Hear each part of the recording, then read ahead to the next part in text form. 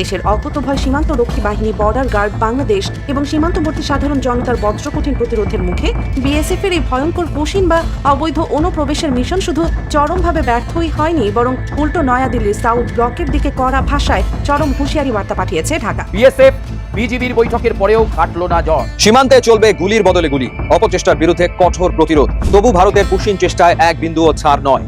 সীমান্তে পুশিন খেলায় বাংলাদেশের গোলপোস্টে স্কোর করতে মরিয়া শুভেন্দু হেমন্তরা, কিন্তু নিজেদের ডিফেন্স লাইন এমন ভাবে সাজিয়েছে বিজিবি যা চিড়ে কোনোভাবে গোল উৎসবে মাপতে পারবে না বিএসএফ। 4800-কে ওপার পাঠিয়ে দেওয়া, আর এখন আমার হাতে আছে হোল্ডিং স্টেশনে 836 জন। তাদেরকেও আমরা তাড়াতাড়ি খাইয়ে পুড়িয়ে ওদিকে পাঠানোর ব্যবস্থা। রাতের অন্ধকারে যখন ভারত বাংলাদেশ সীমান্তের কাটা তারের ওপারে পিনপতন নীরবতা নামে, তখন সাউথ ব্লকের বাঘা বাঘা গোয়েন্দাদের কপালে ঘাম জমতে শুরু করে। একসময় যে সীমান্ত দিয়ে ভারতের গোয়েন্দা সংস্থা র এবং বিএসএফ তাদের দাদাগিরি ফলাতো, আজ সেখানে এক অজানা আতঙ্কে ভুগছে দিল্লি। কারণ ঢাকার ক্ষমতার অলিন্দে এখন এমন এক দাবার চাল চালা হচ্ছে যা ভারতের পুরো ভূ রাজনৈতিক হিসাব নিকাশকে তাসের ঘরের মতো গুড়িয়ে দিতে পারে। পশ্চিমবঙ্গের নবান্নে বসে মুখ্যমন্ত্রী শুভেন্দু অধিকারী যে 45 দিনের চরম পত্র দিয়ে ঢাকাকে ভয় দেখাতে চেয়েছিলেন, তা এখন খোদ দিল্লির জন্যই বুমেরাং হয়ে দাঁড়িয়েছে। তারা ভেবেছিলেন এই সস্তা মাতবড়ি দেখালে ঢাকা হয়তো ভয় পেয়ে পিছু হটবে, কিন্তু তারা ঘুণাক্ষরেও বুঝতে পারেননি যে তারা আসলে তারেক রহমানের পাতা এক বিশাল ফাঁদে পা দিয়েছে। তারেক রহমান প্রশাসন ঠিক এমন একটি সুযোগের অপেক্ষাতেই ছিল। দর্শকদের অনুরোধ করব একটা মুহূর্ত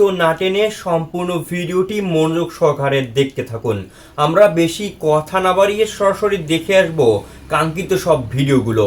তবে তার আগে বলবো, যারা প্রতিনিয়ত আপডেট খবর দেখতে চান তারা অবশ্যই আমাদের ইউটিউব চ্যানেলটি সাবস্ক্রাইব করে পাশের বেল আইকন অন করে দিবেন পরবর্তী ভিডিওর আপডেট সবার আগে দেখার জন্য। আর যারা আগে থেকেই সাবস্ক্রাইব করে রেখেছেন তাদেরকে অসংখ্য ধন্যবাদ। দর্শক, আপনারা কে কোন জায়গা থেকে ভিডিওটি দেখছেন অবশ্যই কমেন্ট করে জানিয়ে দিবেন। চলুন দর্শক, ভিডিওটিতে আমরা একটি লাইক দিয়ে ধারাবাহিকভাবে সব ভিডিওর আলোচনা দেখে আসি। 4800-কে ওপার পাঠিয়ে দেওয়া হয়, আর এখন আমার হাতে আছে হোল্ডিং স্টেশনে 836 জন। তাদেরকেও আমরা তাড়াতাড়ি খাইয়ে পুড়িয়ে ওদিকে পাঠানোর ব্যবস্থা করি। দর্শক, রাতের অন্ধকারে যখন ভারত বাংলাদেশ সীমান্তের কাটা তারের ওপারে পিনপতন নীরবতা নামে, তখন সাউথ ব্লকের বাঘা বাঘা গোয়েন্দাদের কপালে ঘাম জমতে শুরু করে। একসময় যে সীমান্ত দিয়ে ভারতের গোয়েন্দা সংস্থা র এবং বিএসএফ তাদের দাদাগিরি ফলাতো, আজ সেখানে এক অজানা আতঙ্কে ভুগছে দিল্লি। কারণ ঢাকার ক্ষমতার অলিন্দে এখন এমন এক দাবার চাল চালা হচ্ছে যা ভারতের পুরো ভূ রাজনৈতিক হিসাব নিকাশকে তাসের ঘরের মতো গুড়িয়ে দিতে পারে। পশ্চিমবঙ্গের নবান্নে বসে মুখ্যমন্ত্রী শুভেন্দু অধিকারী যে 45 দিনের চরম পত্র দিয়ে ঢাকাকে ভয় দেখাতে চেয়েছিলেন, তা এখন খোদ দিল্লির জন্যই বুমেরাং হয়ে দাঁড়িয়েছে। বাংলাদেশ আর দিল্লির ইশারায় নাচা কোনো পুতুল নয়। আর এই নতুন বাংলাদেশের প্রতিরোধ ব্যূহ তৈরি করতে স্বরাষ্ট্র মন্ত্রণালয়ের টেবিলে এমন একজনের নাম চরম গোপনীয়তার সাথে আলোচিত হচ্ছে, যার নাম শুনলেই ভারতের উত্তর পূর্বাঞ্চলীয় রাজ্যগুলোতে কাঁপন ধরে যায়।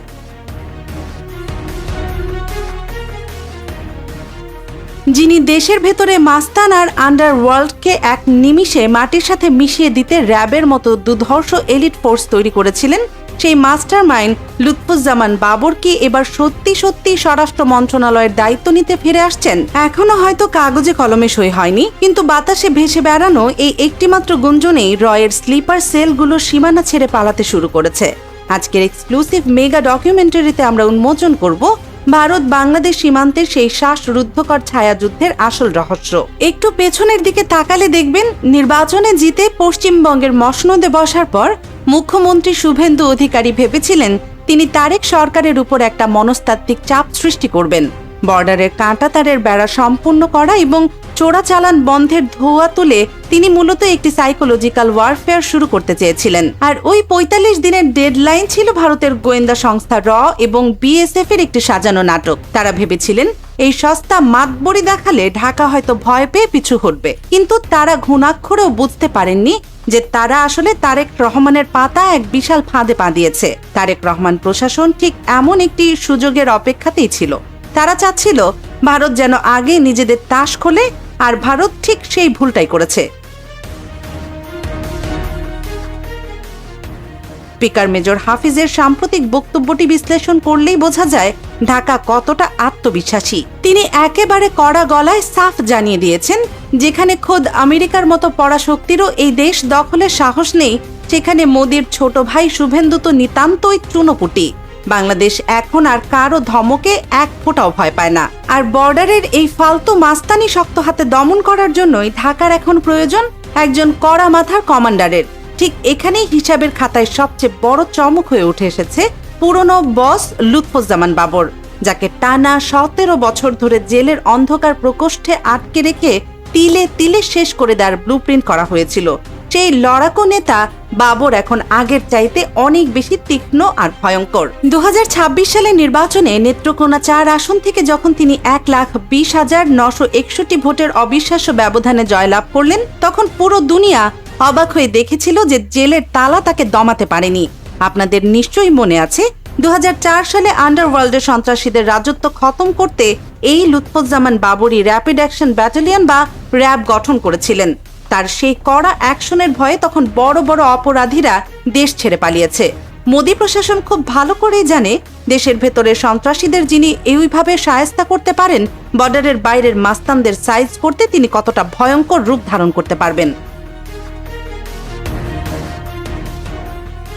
কিন্তু দিল্লি বাবরকে শুধু র্যাবের জন্যই ভয় পায় না। 2004 সালের এপ্রিল মাসে চট্টগ্রামের CUFL ঘাটে ধরা পড়া স্মরণকালের সবচেয়ে বড় অস্ত্রের চালান, বিখ্যাত সেই 10 ট্রাক অস্ত্রের কথা ভারতের গোয়েন্দাদের আজও ঘুম হারাম করে দেয়। ভারতের বৃদ্ধমূল ধারণা ছিল এই অত্যাধুনিক অস্ত্রের চালান মূলত ভারতের উত্তর পূর্বাঞ্চলীয় রাজ্যগুলো বা 7 সিস্টার্সে স্বাধীনতাকামীদের হাতে তুলে দিয়ে পুরো অঞ্চলে আগুন ধরিয়ে দেওয়ার জন্যই আনা হয়েছিল। আর ভারতীয় মিডিয়া বারবারই এই মাস্টার প্ল্যানের পেছনের মূল ব্রেইন হিসেবে বাবরের নামটাই সামনে এনেছে। ভারত সব সময় ভয় থাকে যে বাবর আবার ক্ষমতায় এলে ভারতের ভেতরে সেই স্বাধীনতাকামী গোষ্ঠীগুলো আবারও মাথা চাড়া দিয়ে উঠবে। এখন চারদিকে একটাই রুদ্ধশ্বাস গুঞ্জন, বাবর যদি এবার স্বরাষ্ট্র বা উপস্বরাষ্ট্র মন্ত্রীর চেয়ারে বসেন, তাহলে বর্ডারে তিনি কি ম্যাজিক দেখাবেন। প্রতিরক্ষা বিশ্লেষকদের মতে বর্ডারে BSF এর আগ্রাসন এবং রয়ের গুপ্তচর বৃত্তি পুরোপুরি রুখে দিতে এবার হয়তো স্পেশাল কোনো বর্ডার টাস্ক ফোর্স বা অ্যান্টি এসপিওনাজ ইউনিটের ব্লুপ্রিন্ট তৈরি করা হচ্ছে। এদের মূল কাজ হবে কাউন্টার ইন্টেলিজেন্স। সীমান্ত ঘেঁষা এলাকাগুলোতে ছদ্মবেশে থাকা রয়ের এজেন্টদের খুঁজে বের করে এমনভাবে সাইজ করা হবে যে তারা বর্ডার ছেড়ে পালানোর পথ পাবে না। মোদির ছোট ভাই শুভেন্দুরা ভেবেছিলেন রয়ের স্লিপার সেল দিয়ে তিনি ঢাকাকে চাপে রাখবেন, কিন্তু বস বাবর দায়িত্ব পেলে রয়ের পুরো নেটওয়ার্ক এক নিমিষে অন্ধ হয়ে যাবে। ভারতের এই বিপদের 16 কলা পূর্ণ হয়েছে আরেকটি যুগান্তকারী সমীকরণ। আন্তর্জাতিক মহলে জোর গুঞ্জন ঢাকা আর ইসলামাবাদের মধ্যে নাকি 10 বছর মেয়াদী এক অত্যন্ত গোপন গোয়েন্দা চুক্তি স্বাক্ষরিত হতে যাচ্ছে। বাংলাদেশ এবং পাকিস্তানের এই কাছাকাছি আসা ভারতের 7 সিস্টার্সের নিরাপত্তা নিয়ে রীতিমতো রেড অ্যালার্ট বাজিয়ে দিয়েছে। ভারত এখন দুই দিকের চাপে চিড়ে চ্যাপ্টা। আর ঠিক এই সন্ধিক্ষণে বাবর যদি স্বরাষ্ট্র মন্ত্রণালয়ের দায়িত্ব পান, তবে এই গোয়েন্দা চুক্তির আসল রূপ কতটা কার্যকরী হতে পারে তা ভেবেই সাউথ ব্লকের কর্তারা ঘামছেন। সবচেয়ে চমকপ্রদ বিষয়টা হলো লুৎফুজ্জামান বাবর এখনো আনুষ্ঠানিকভাবে স্বরাষ্ট্রমন্ত্রীর আসনে বসেননি। এই মুহূর্তে হয়তো তিনি তার ড্রয়িং রুমে বসে রিল্যাক্স মুডে চা খাচ্ছেন, কিন্তু রাজনীতির অন্দরমহলে তার ফিরে আসার যে জোর গুঞ্জন, সেটাই সীমানার ওপারে সুনামি বইয়ে দেওয়ার জন্য যথেষ্ট। কেবল খবর শুনেই যদি দিল্লির সাউথ ব্লক আর নবান্নে কাঁপন শুরু হয়ে যায়, তবে যেদিন তিনি সত্যিই ফিল্ডে নামবেন, সেদিন শুভেন্দুর দাদাগিরি কোথায় গিয়ে লুকাবে। শুভেন্দু অধিকারী আর রয়ের সব ষড়যন্ত্র ধূলিসাৎ করে দিতে ঢাকার টেবিলে যে মাস্টার প্ল্যান সাজানো হয়েছে, তা ধীরে ধীরে আলোর মুখ দেখছে। আগামী দিনে ভারতের কপালে যে আরো অনেক বড় শনির দশা অপেক্ষা করছে, তা এখন দিনের আলোর মতোই পরিষ্কার। বস বাবর একবার পুরনো ফর্মে ফিরে এলে দিল্লির বাবুদের পালানোর কোনো জায়গা থাকবে না। দর্শক, আজকের এই গভীর এবং শ্বাসরুদ্ধকর বিশ্লেষণ নিয়ে আপনার মতামত কি? লুৎফুজ্জামান বাবর কি পারবেন বর্ডারের এই সমীকরণ পুরোপুরি বদলে দিতে? কমেন্ট করে আপনাদের যৌক্তিক মতামত আমাদের অবশ্যই জানাবেন।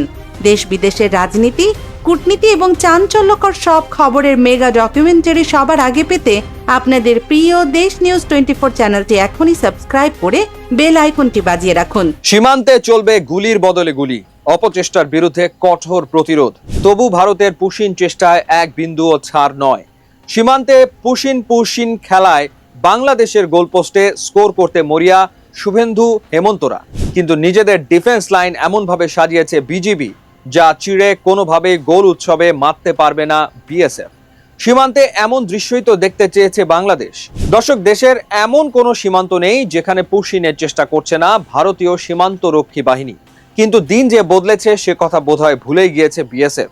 সীমান্তের শূন্য রেখায় অতন্ত্র প্রহরী হয়ে সীমান্ত রক্ষী বাহিনীকে চোখে চোখ রাঙাচ্ছে বিজিবি। আর দিনের আলো পেরিয়ে অন্ধকার রাতেও সাহসী বীর বিজিবিদের সঙ্গ দিচ্ছে স্থানীয় বাংলাদেশিরা। দর্শক, বুধবার দিনভর জামালপুরের বকশীগঞ্জ উপজেলার রামরামপুর সীমান্তে চরম নাটকীয়তা হয়েছে। সীমান্তের ওপারেই রয়েছে ভারতের মেঘালয় রাজ্যের পশ্চিমা গারো পাহাড় জেলা। এছাড়া কিছু অংশে আসামের দক্ষিণ পশ্চিমাঞ্চলীয় এলাকা ও বিএসএফ ক্যাম্পও রয়েছে।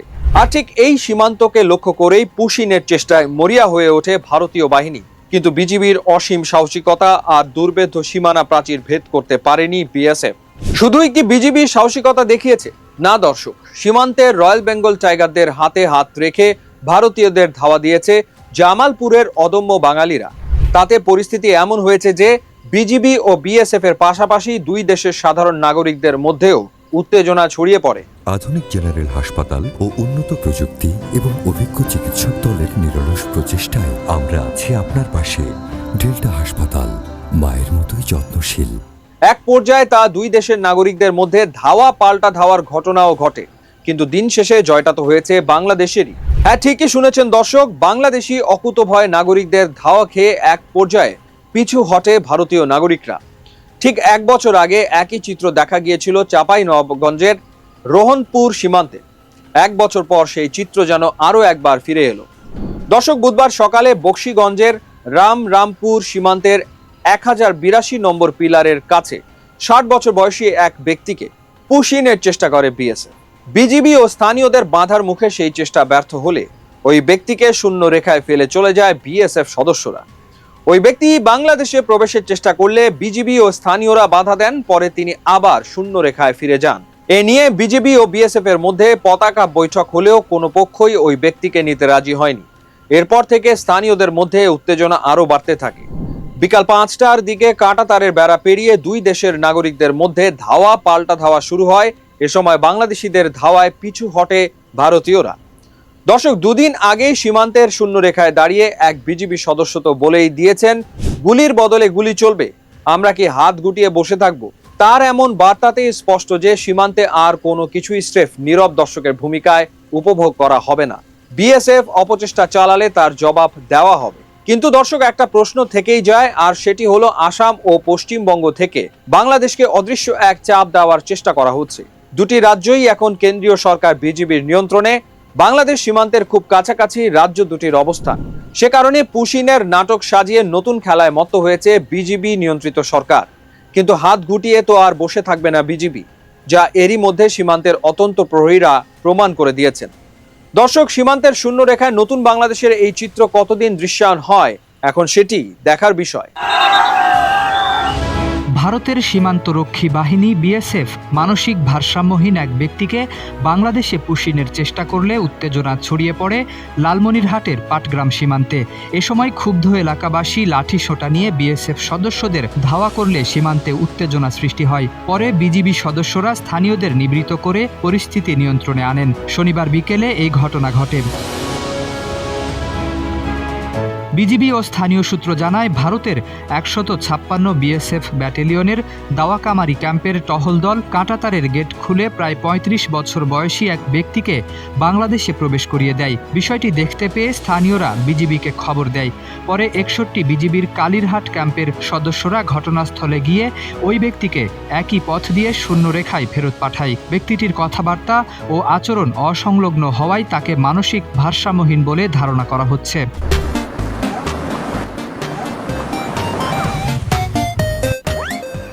প্রত্যক্ষদর্শীরা জানান, বিজিবি ওই ব্যক্তিকে ফিরিয়ে দেওয়ার পর বিএসএফ আবারও তাকে বাংলাদেশের দিকে ঠেলে পাঠানোর চেষ্টা করে।